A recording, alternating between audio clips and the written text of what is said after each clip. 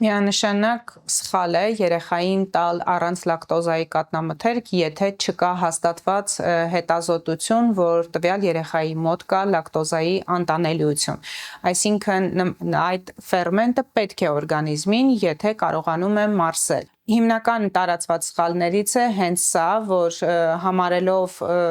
առանց լակտոզայի կաթնամթերքն ավելի դյուրամարս, շատ մայրիկներ իրենց երեխայի ռացիոնում ներառում են հենց առանց լակտոզայի կաթնամթերքը, սակայն պետք չէ այդպես անել, որովհետև այդ ֆերմենտը երեխայի օրգանիզմին անհրաժեշտ է։ Երկրորդ սխալը անյուղ կաթնամթերքին նախապատվություն տալն է, ինչպես նշեցինք արդեն, կաթնամթերքը պետք է լինի միջին եւ բարձր յուղայնությամբ, որպեսզի նրանում եղած ճարպալույծ վիտամինները ավելի լավ յուրացվեն օրգանիզմի կողմից, A վիտամինը, D վիտամինը, B խմբի վիտամինները, որոնք ուղղակի անհրաժեշտ են երեխայի նորմալ աճի եւ զարգացման համար։ Պետք չէ խուսափել բարձր յուղայնություն ունեցող կաթնամթերքից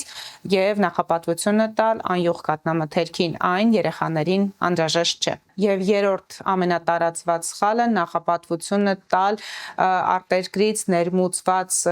քաղցր եւ ավելի մատչելի յոգուրտներին, որոնք, ինչպես նշեցինք, օգտակարություն չունեն իրենցում, որովհետեւ պահպանման ժամկետը երկարացնելու համար արտադրողը ավելացնում է բազմաթիվ կոնսերվանտներ,